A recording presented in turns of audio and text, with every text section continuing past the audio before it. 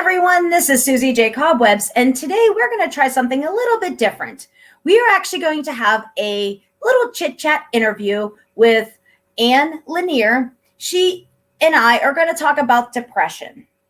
So I understand that depression is a struggle with a lot of people out in the world, not only life struggles, but with this pandemic, that really put a damper on a lot of things.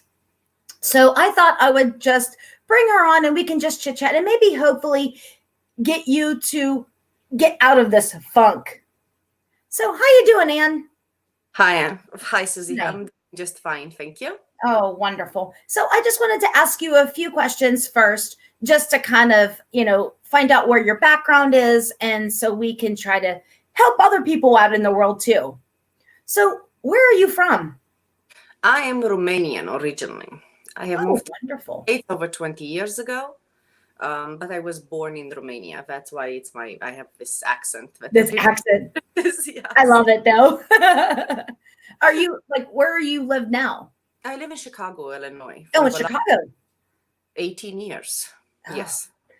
I've been to Chicago once, although I am from Pennsylvania, and I got this brilliant idea that I wanted to go to Chicago for pizza. Everywhere. Believe me, my friends thought I was crazy too.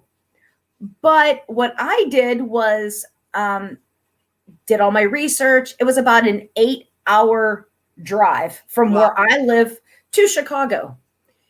And we packed up the car. We drove out there for the weekend, had pizza, and came home on Sunday. A lot of people thought I was crazy. A lot of my friends thought I was crazy. But you know what? That was fun. That was an experience. I'll move on to another state just to have pizza. Coming in for Portillo's. So Mr. Portillo's was living here. He started building his Portillo's restaurants here in Chicago. I knew him personally. So there were people coming, I'm not joking, coming to eat Portillo's in Chicago by plane. I'm like, we're paying for a plane ticket to eat a hot dog? Are you serious? But people were doing that, yeah. Well, I started 50 States, 50 Pizzas a while back, and I actually seen it on Dinner Drives and Drive-Ins. It was a TV show on, it was like TLC or something, and they said that there was a 24-hour pizza place. I'm like, oh my goodness, that is so cool. I want to do that. Needless to say, by the time we got there, unfortunately, that owner passed away and then it went down to the son. It was still good pizza. Don't get me wrong. It was such an interesting experience because I'm from a small town. So going from a small town into a big city was major culture shock, in lack of better words. But hey, we had fun. It was interesting. And I'm sure we'll do it again. Not with me. I don't eat pizza anymore. So. Okay, next state, next pizza. I usually hit the mom and pop places too with that. So what kind of schooling do you have that will kind of help out with the depression or the emotions like this? So I have studied psychology at the university in Europe, but the real truth is that for all the people there that want to go to therapy or stuff like that, or they've been to therapy, they've never had any tools to help us. So I laugh when I say that we entered as chickens, as students in the university, and we exited as cows with a lot of books in our belly, but with no skills to help ourselves or others. We were the most suicidal kids in the entire at the university because we wanted to go there and help ourselves. Nobody gave us any kind of skills. So I am sorry that the Psychological Society did not come with solutions how to, resolve this problem, which is like an epidemic these days. But the truth is they did not. Okay. Yeah, they did not come with a solution. They can analyze emotions, they can categorize emotions, but they cannot fix depression. It's unfortunate. Yeah, and unfortunately, you can add medications, or you can do things like you're just masking the problem. You're not fixing the problem. Yes. So, do you think that this is more hereditary then, or do you think that it is like maybe an environmental thing? So it is both. Okay. Okay. So let's explain how it's both. For example, I have been myself in depression for 27 years. Mhm. I am the third generation of depressed people. Okay. I became suicidal at 19. Oh. The third generation of depressed people, the kid becomes suicidal automatically, sometimes the second generation, Oh. which meant practically that my son has the chance, as the fourth generation, to kill himself around the age of 15, 20. Wow. So this is hereditary at some point, not Mhm. hereditary in the regular sense, but just so much generational pain piled up on your On shoulders. your shoulders. Child doesn't know where it's coming from. The child can't take it anymore. The parent might cope with it, but the child cannot. You can't explain to the child, you have to be happy. Are you serious? Nobody's happy around me. Right. Right? And then it's the environmental thing. You have to stay in depression. Therapists and doctors fix depression, but you never seen a therapist or a doctor fixing depression. You got to cope with it. You got to live with it. You got to stay inside. Life is suffering. All this type of things that piled up on you, and you feel it. I have no choice. Just leave me alone. Just, I don't want this. Okay. So they're both factors They're together both that factors. piled up. Okay. I mean, I was going to university at the age of 20 to go to fix myself, right? Desperate, right? Nobody told me can I get out of depression. When I got out of there, like, what am I doing here? I'm wasting my time and my money and my energy to learning books. I came here because I was suicidal. They made a survey. Who here has suicidal thoughts?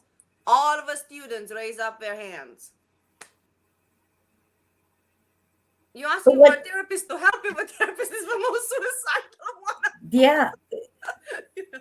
So, you know, Okay, things well like that. then fix me. Both.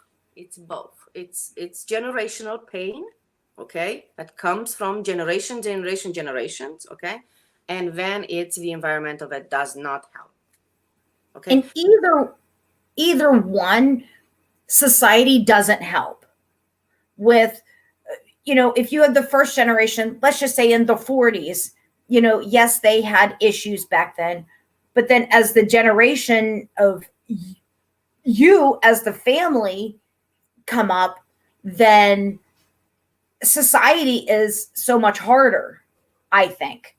It's So, not. and now we're in the 2020 era, and it's technology, it's more drugs, more issues. So we have a bigger epidemic here with depression. I'm not saying that in the 40s it wasn't bad, because it was bad back then. Every But generation. it's just, it gets worse and worse. And we just have to try to figure out a way to, one, fix it, one, cure it, one, to. So now you have to understand too that once you're in depression, let's say that this is your depression, okay, this is the happy people, right here, okay.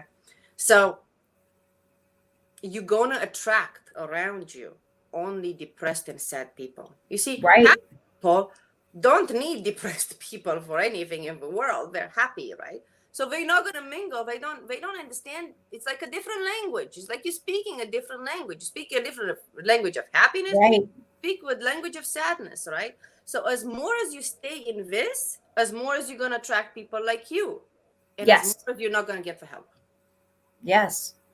And I think that's why I am, for the most part, a happy person. And so that's why I want to try to help out. And that's actually why Cobwebs became the way it was. Because even if you were 5 years old, or if you were 105 years old, if you were a CEO of a company, or if you were debilitated in a a wheelchair, if I gave you 5 minutes of peace or 5 minutes of happiness, or we joked around for even a minute, I did my job. So that's why I was trying to, in a way, help. I'm not saying just depressed people, but just people in general. If that's the way that we are trying, if I have to help people one person at a time, that may be a while, but that's what I'm going to try to do. I'm going to try to help these people to get out of their funk, to be happy.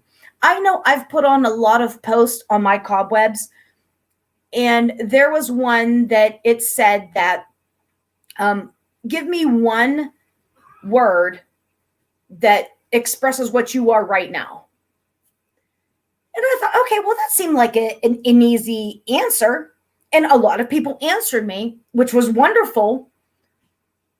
But what struck me as odd is the fact that a lot of people had sadness, depressed, tired. Okay, where's all my happy people? I'm not saying that you have to be happy all the time, but okay, let's look at it at another perspective. Let's put life in another perspective. Let's say, okay, I understand that I can't fix this, but what's the silver lining?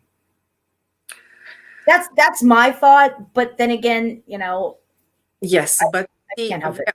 there are categories of sadness and depression. Okay, so at the bottom, the deepest down, it's the suicidal part, right? Right. Time they get there, you can't talk to them anymore. Okay, by the time they said I'm going to kill myself, you can only say, "Honey, I can't stop you," because that's the truth. You can't stop. Right. You can visualize them, you can lock them down, you can handcuff them, but the truth is you cannot stop them at some point. They still got to do what they want to do, right? That's the truth, you like it or not. I can't stop you, but before you do that, let's do something fun to get their mind off it, okay? But not to say, no, life is full of happiness and you don't understand it. They don't hear you. They don't hear you, right? So that's the first level. Then it's the level of depressed people all the time that are sitting in a lot of pain for a long period of time. Their parents did this, they did this. Now, this is the category that believes that there is no choice for them to get out of depression. Okay, they live their life, they go to work and all that. Okay, they're not suicidal, but they feel the burden of the world on top of their shoulders. And then there is another category that swings. Now I'm happy, now I'm sad. Now I'm happy, now I'm sad. These are the most probable ones to get out of depression. They just don't know how, and we're going to talk today about it. Oh, wonderful. Now, what do you figure on the different triggers of how do you get out of things like this? Or do you just stay away from the triggers, or you just or you just put them face on and say, okay, this is what my issue is. I need to fix this. Yeah. So to get out of depression, first of all, we have to understand what depression is. Okay. Depression is deep, heavy, and unresolved emotional wounding. You've been wounded emotionally. Right. Down. It's very heavy on your shoulders. Right. You did not solve a problem. Right. Because you didn't have a strategy. Nobody taught you. You didn't know how. Your parents didn't solve it. Nobody told you how to solve it. It's not your fault you didn't solve it. But it's a burden. So imagine that you have your soul. Okay. That's hurt. Your heart, it's hurt, right? Right. You didn't know what to do with it. You still have to carry it with you. It's not like you're going to detach from your heart to move on, right? You got to carry it with you. But it's like a stone, right? And you put it in a box and you said, I have to carry this with me, right? I don't have a choice. I don't know how to fix you, baby. I'm sorry, okay? I got to carry it with me. And you're trying to climb like a mountain of life. Right. And it's heavier and it's heavier and it's heavier. As you climb, as you get older, it gets heavier, number one, okay? And the box gets heavier and heavier. It pulls you down. It pulls you down. Okay. And then that's the depression. That's when you don't want to get out of bed. That's when you think that the world is ending. That's when you think that you don't have a choice, that life is futile, that, you just have to take it one day at a time. And the society tells you all that. There are groups of depressed people who said, oh, don't worry, tomorrow maybe it's going to be better. Are you serious? Get that person out of there. Tell them that they have a choice. Don't let them another day suffer. Okay? So these emotional wounds cannot be solved with a pill. Right. They're emotional wounds. This is not infection. Right. Okay. Right. Okay. It's not. There is no infection for emotional wounds, right? So if it cannot be solved with therapy, what is therapy? I'm complaining to you about my life. How are you gonna fix me? It's my life. Right. I can sit here and I can listen to you. Yes, and be more depressed when you're leaving. Right. No. Yes. I mean, I can try to help you. I can try to solve my advise problem. you. That does not solve my problem. Right. Okay? You're right. We are in a society where we expect somebody to invent the magic pill for depression, for anxiety, for somebody to save us. No. Right. Okay. What I do, I give you the strategies to save yourself. Who's going to stop you then? No one. Once you get But out, once you got that once strategy, you with your true potential, when you squeeze out of you all of the pain, you let it go, let that box go, get your heart back where it belongs, and then you climb that mountain running. Absolutely. Now, to kind of like get on to another subject, so you think that there's different types of depression. So you just said that there's like a wounded depression. Would there be other different types of depression? No, there are levels of depression. Just the levels of depression. Yeah, suicidal, depressed people, and people that are swinging in and out, but they're not different types. It's the same emotional wounds. There are different levels of emotional wounds. Yes, they are. I identify that and I work with that with people, okay? Because everybody has different levels, okay? Mm-hmm. But it's the same depression. They're just different levels, okay? There is not that, they're different shades of gray. No, they're not. It's sad and happy. Right. Different levels of sad, but still sad. Different levels of happy too. Okay. Right. Oh, happy, right. So right. It's sad, and there are two categories, and depression goes into a sad category. And depression is not the problem. Depression, getting out of depression is the problem, because people believe that they cannot get out, and the society tells them that they cannot get out, and somehow by telling them that, tells them that they don't deserve to get out.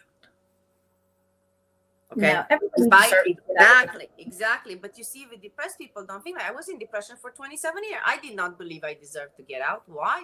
Because I was belittled, because I was, having low self-esteem, because all these, I was working to death, to mask my depression. My boss was to call me at 2 a.m. and go to work. I was like, what the heck is wrong with me? Why do I do this? Right? I mean, things like that I had no respect for myself, and then everybody could step on me. Okay. Right. And then you wake up, I was like, I don't deserve this. I don't deserve that. Okay. And once you get into that trap, you can't get out. Yeah. You have to learn how to basically love yourself. Yes, but that's not very easy with people that are in depression. Oh. Yeah. Yeah. Because they believe that they have to sacrifice themselves for others. Okay. And I see this all the time for people that have suicidal children, for parents that have suicidal children. So they're like, I don't understand why my child is suicidal. I give so much. He has a house, he has home, he has everything he needs, he has this.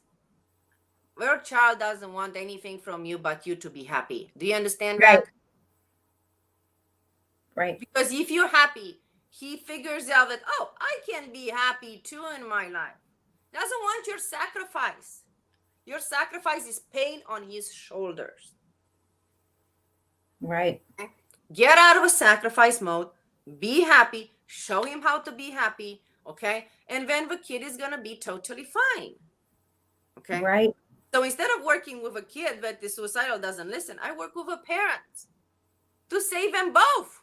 To save them both. Absolutely. Because the parent is going to get sick of some kind of illness. He's going to get overwhelmed. He's going to make a car accident because he's too tired from working nonstop, right? So I take the parent, because with a child you can't talk to.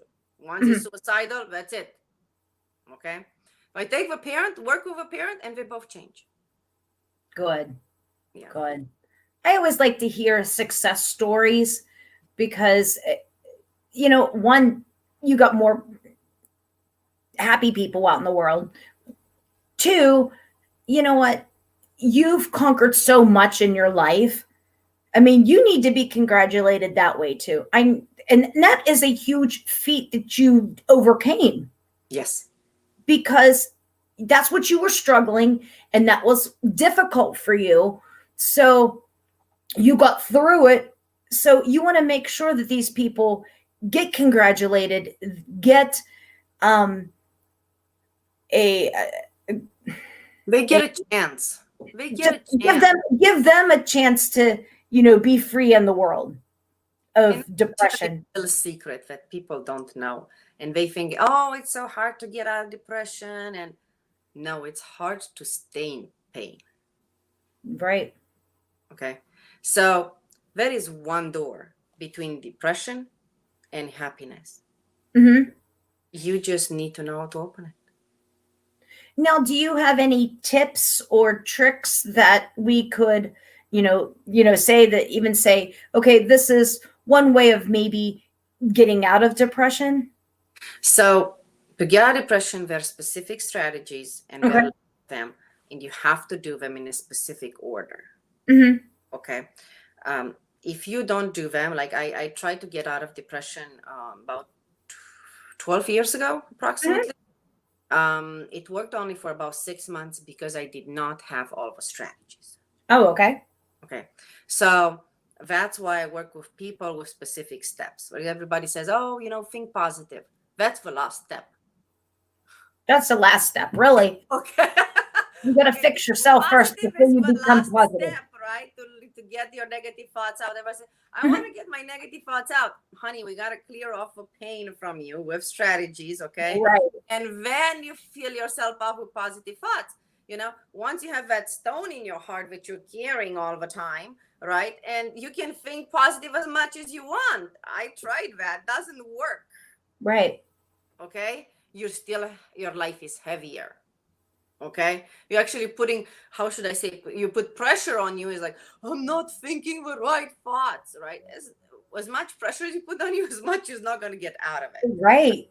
Right. So there are specific strategies, okay? Thinking positive is the last step. But the first step is make a decision to get out.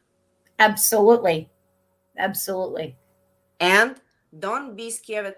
I hear a lot of the time, I will try this. No, I will not take you into my program if you try this. You're going to do it or not. Right. You do not have the escape back into depression. I don't work with it. No. I'm not going to let you back in there because you don't know which way to go. Maybe we go right, and maybe we go left, and maybe this, and maybe that. No. No, okay. You're going straight out, or forget about it. When you're ready, let me know. Okay? So make a decision and take an action, but take it with, I want out, I'm done out, I want to change my life. I want to change my life. And it's not only a matter of happiness. Your relationships change. Your money change. Absolutely. You turn younger. I'm not joking. I was like 3 years old a few years back. That's how I looked like. Mm-hmm. Okay? You turn younger. Okay? You're like, how should I say? You feel like you're flying. You're not walking. Right. Why? Because you got yourself out of depression. You let yourself be free. Exactly. In a way. This is what I do. I give you the strategies, exactly what you need to do. And trust me, people do not like what I tell them to do. Because, this is stupid. Just do it. This is very stupid. Just do it. Okay. Because you're making them change. Yes, because you have to go in stages. In the steps, right? Correct. Theoretically, it takes 6 days to get out of depression. I have to put this in a 6 weeks program because you can't I can't bombard you in 6 weeks with everything. You're going to miss half of it. Right. And you won't get out, right? But it's 6 days of your life that you're sacrificing to get yourself out of depression. Now, most of the people, for goodness sake, they're in depression for years. Can they sacrifice? Yeah. Take 6 days off, I tell people. Take 6 days off. You deserve it. You deserve 6 days. Yes, exactly. Take 6 days off. We plan this in advance. Take 6 days off, okay? And concentrate on getting out. And I give them the strategies, and they get themselves out. It's the ultimate empowerment. Absolutely. And that's with anything else. In my day job, I deal with addiction and stuff like that. So, and that's another difficult thing. You're going to add addiction on top of depression. And again, that's just masking the problem. Yes. So unfortunately, you have to fix what's deeper inside. And then hopefully everything else will follow to make you have or let you have a better life. So what I do in these cases when there are addictions involved, they still go through the 6 weeks program, because we have to identify their pain consciously, not therapy or anything like this. You see, you have to do it yourself to be able to catch it. That next time comes up to you, you'll never accept it. Okay? So you don't slip back into a depression because of something else happened. Forget about it. You're out, right? You have the strategies. You know how to think. You know what it is. You can pull it all out, okay? So you go down deep, okay? You identify your pain. You pull it out consciously, okay? With strategies, not with magic wands. Doesn't work like that, okay? I wish it would, though. We wouldn't have this. Because everybody said, what kind of witchery is that? There's no witchery, honey. You gotta work on it. I'm sorry. It would be so simple. Right. Witchery, right? Okay. And once they identify and they pull out that pain, then I usually help with very specific herbs that will help you with your addictions, depending on what addictions do you have. Right? So very specific herbs that will help you, because it's so easy, specifically for a person that has been drinking alcohol, for example, right, or any kind of drugs, to just go back there, just because the brain is conditioned to want that. Right.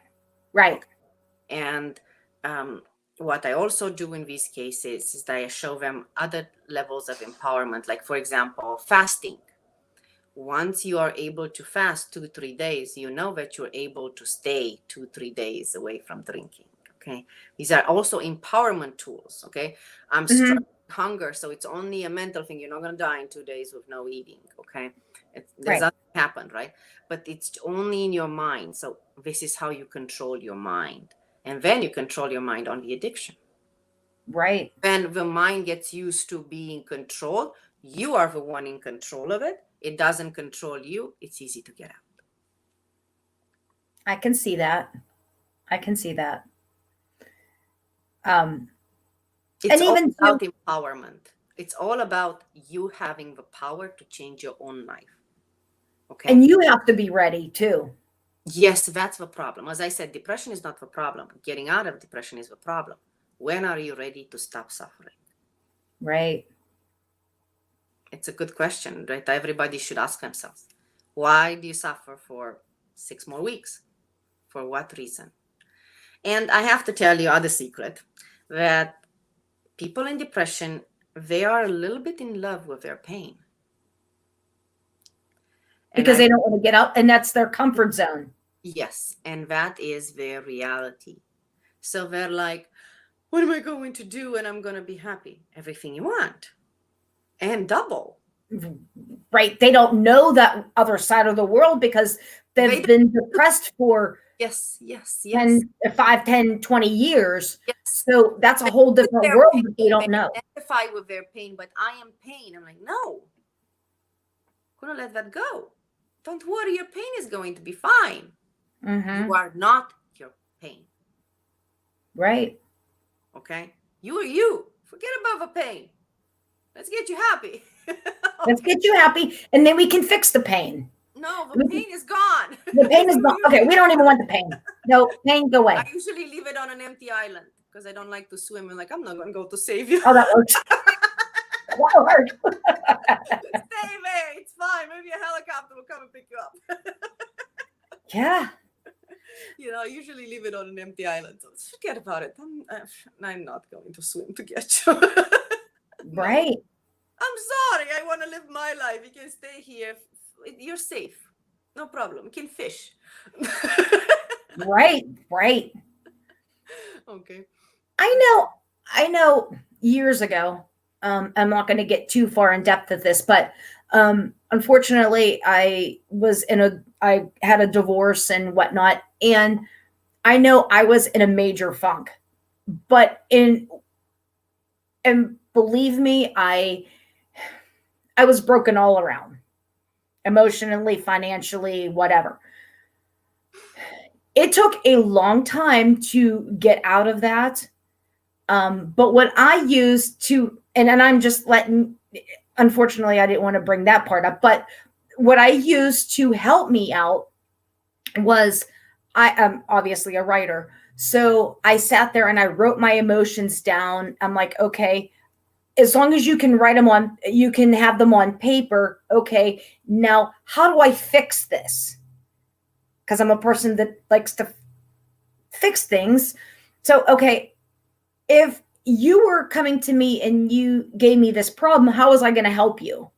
So that's like basically tried to help myself too, in helping getting out of that depression or getting out of that funk. And I mean, for the most part, I'm back to being my, bubbly little self. And I still have some slight issues, but that's here nor there. Yeah. So I have been myself for 2 divorces, so I totally understand. The first one was quite dramatic, right? So you see, when you are working on your pain level, on your suffering, Yes. and when you are getting rid of it, it doesn't matter. These things don't matter anymore. Right. Okay.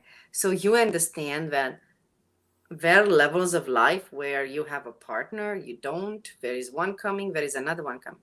You don't attach yourself to that partner anymore, right? No. So it was super funny, as when COVID-19 happened, Yes. March 13, when they shut down Chicago, I lost my job of 17 years, my partner, and the Chicago shut down in the same day. Okay. And my girlfriends are calling, are you okay? I'm like, I'm jumping off from happiness.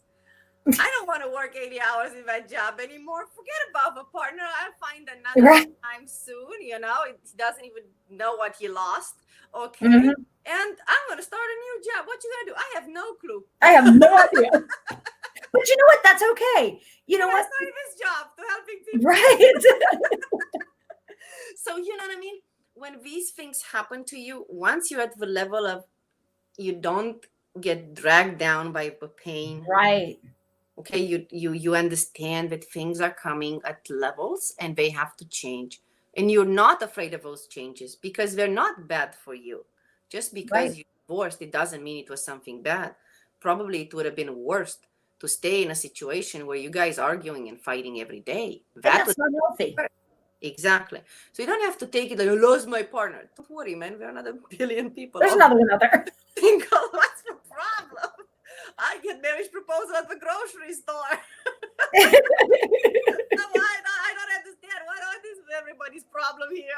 I don't get it. You know what I mean? So, last time I was on a dating site. In 2 days, I found 80 guys after me. I turned off a thing. I'm like, I don't need 80. No.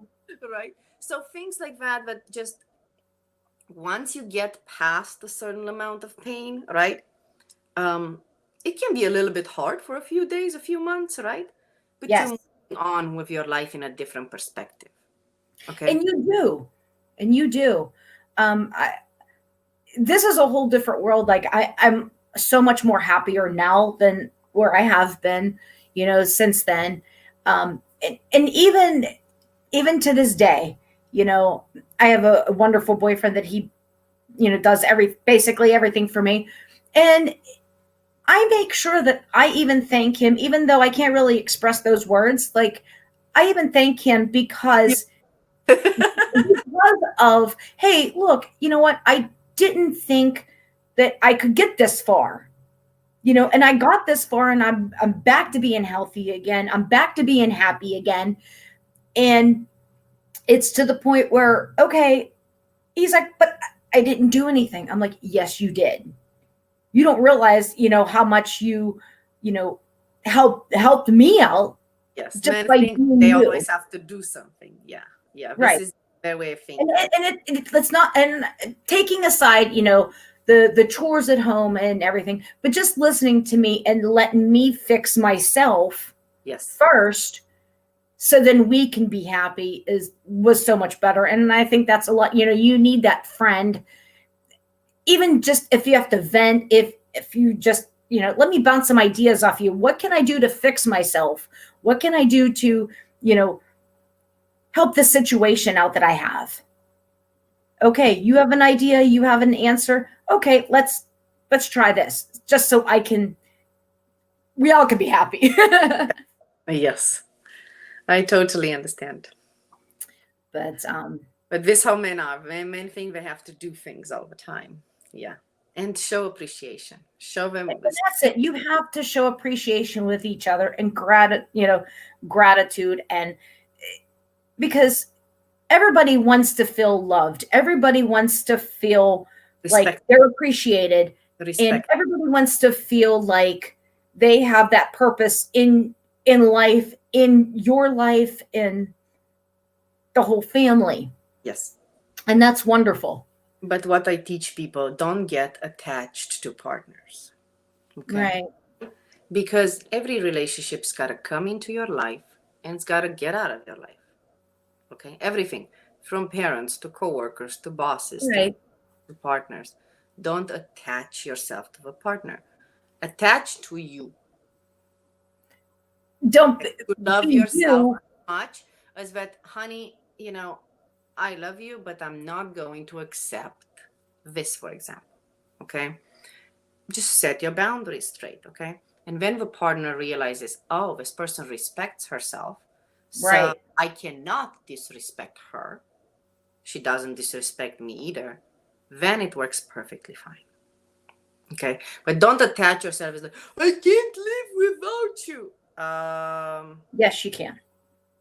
Not only that you can, okay, you gave the other person is like, so I can maneuver you now however I want, because guess what? You can't live without me anymore, so you can You do can't whatever live you without want. me. Right. Right? So you give him That's not good. permission to disrespect you, give him permission to put you down, okay? Right. Use you, to abuse you. And then you wonder, I don't understand why he did this to me. That's exactly why he You did. let it happen. Yeah, because you allowed it, you give him permission in a Right. different way, right? So respect boundaries of everybody. Everybody has boundaries, everybody has respect, okay? But appreciate yourself, respect yourself, Yes. and you will only find somebody that respects you. And that's it. That's one thing that I think I've learned. Hey, look, I can be on my own. He can be on his own. Exactly. It's a choice. But yes, that's a choice. I want you to be with me. I want you to, have everything simple like that. But I don't need you. I want you. I don't need you. Yes, it's a big difference. And a person that is very, very depressed, how should I say? They always want to control things. Right. So they get attached by a certain mode of thinking that if I do this, somebody is going to appreciate. Okay. If I do this for everybody, somebody will appreciate. But they practically want to say, I am giving up my services of doing because I want love in exchange. Okay. Yeah. And when they don't get that love, they become very controlling. Like I have a lot of people who tell me, that's not possible to get out of depression. I'm like, maybe that's not possible for you because you don't want to believe it, but that is possible for the people that want out. But they want to control everybody. No, nobody gets out of depression if I don't get out. Right. Okay. It is everybody's choice. Okay. There is no imposing here. There is no, you need to, you don't need to. There is no selection here. Okay. Made that selection. You made the decision when you're sick of it. Right. I know people for the last 6 months that like, I want to get out, but they don't want to jump on a program. Okay.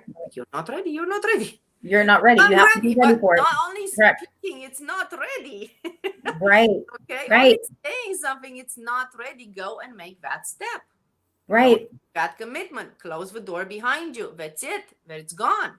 You can't go back to it. Now step into the abyss if you need to. Right. Take a leap of faith. Absolutely.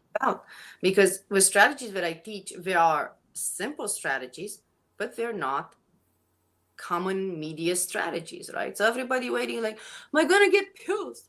Am I going? No, there is no pill that can fix this. Nobody invented this. Why would you want not to feel anything with a pill? Right. Okay, I mean, this is crazy. This is ludicrous. I get people like, I'm on meds. I've been on meds all my life. I'm like, oh God, now I have to detox you from it. Right. So this affects your liver. Depression and anxiety together. These emotions are stored in your liver. Okay. So sadness, angry, depressed, okay, all of this, it's stored in your liver. Okay. Now, every single pill you take, every vitamin, every food you ingest has to go through the liver. The liver is like a filter. Imagine it's a water filter, right? So it's got to go through there, right, to move into the other organs. Right. Now, if that filter is clogged with these bad emotions, so it's not clogged with happiness, it's clogged with sadness, with anger, with depression, right? It's clogged with all of these. Then everything you're trying to put in your body, okay, gets stopped. And then you end up with people diabetic, you end up with people with all kinds of issues, right? Because the liver cannot filter. So when you get on meds, for example, for a reason or another, it needs to always be a detox after of the liver because you clog it. Okay? Right. Always have to clog it. And this will help a lot with the depression. Once you unclog that filter, then it can flow properly.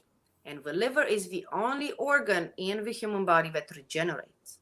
It takes 3 years to regenerate. Oh, that might be a while. Yes. So it's in connection with your skin, with your eyes, with your weight. It's in connection with a lot of things because it's also a gland. Okay, it's in connection with anxiety, for example. It's a gland, it's not only an organ. So it's the only one that can be reborn in 2-3 years, okay? Everything else that when it's breaking down, that's it. There is nothing else to do for it, right? But the liver can regenerate itself. So when you are on pills, where are you on these things? So after I get you out of this situation, so pain issues and out, then we have to work on the liver with herbs, with detoxifying things. Okay, we need to unclog that filter, and that takes longer than 6 weeks. Sorry, right? Because specific diets will help too. For example, the keto diet, it will help a lot to detoxify your liver. So it's almost kind of like you're like resetting your body. Yes, it's a reset of your life. It's like resetting your life. Yes. You push to reset your life. That's why I say it's not the problem you're in depression. It's the problem is, do you want to get out of it? Yes. Because as longer as you stay, as harder work you're going to need to get out of it. Reset. Right. Okay. When you, as older as you are, well, your body reacts different now. Your liver will detoxify in 4 or 5 years, not in 2, 3. Okay. Right. Possible, but it takes a longer work. A longer time. Yes. You're taking the longest path, the hardest path. So That's why I suggest people don't stay in this. This is ridiculous. You can reset now, Right. okay? And you don't have to suffer too, okay? And then Right. have a longer road to recover in front of you. I mean, you're just putting more weight on your shoulders for no reason. Right. Okay, you know it's possible. Let's push reset.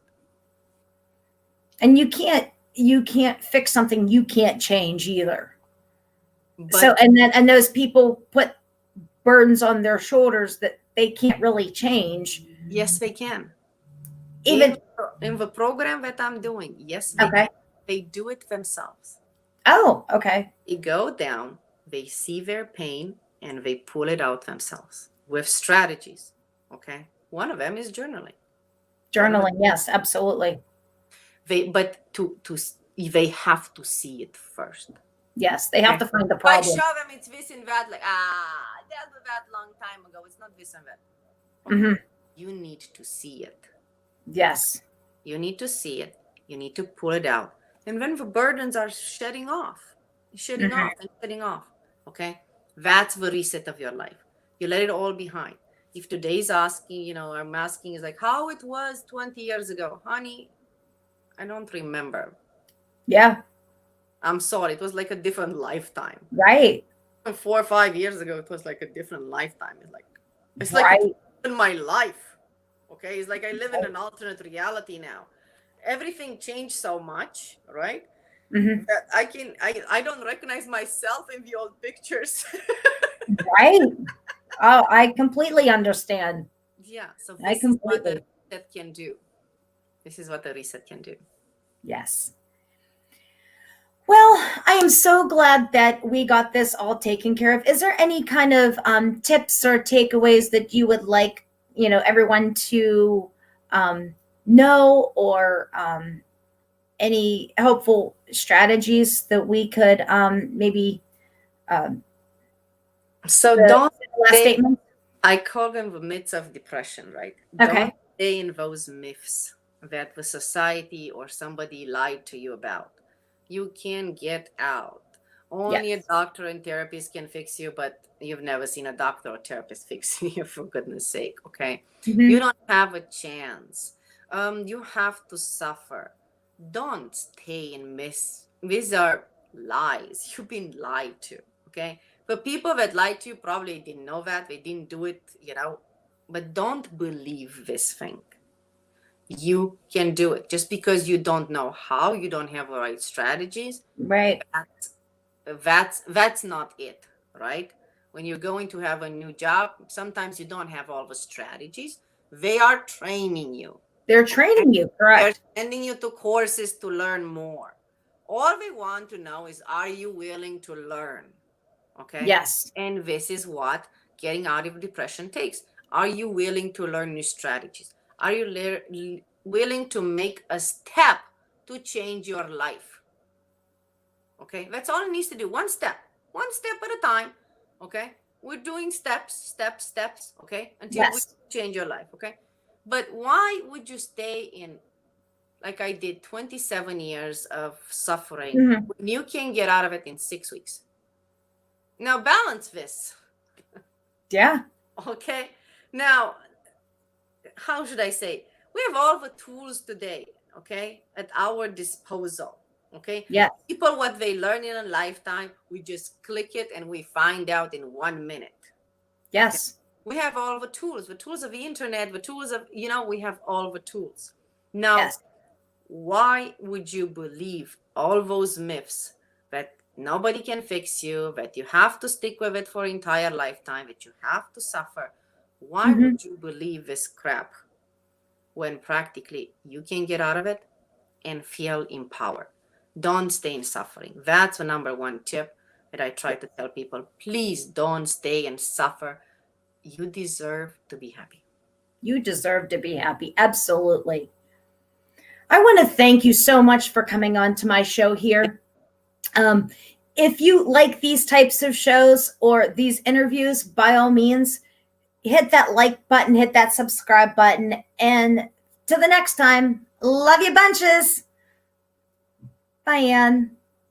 Love you, Susie. Bye. Love you. Bye.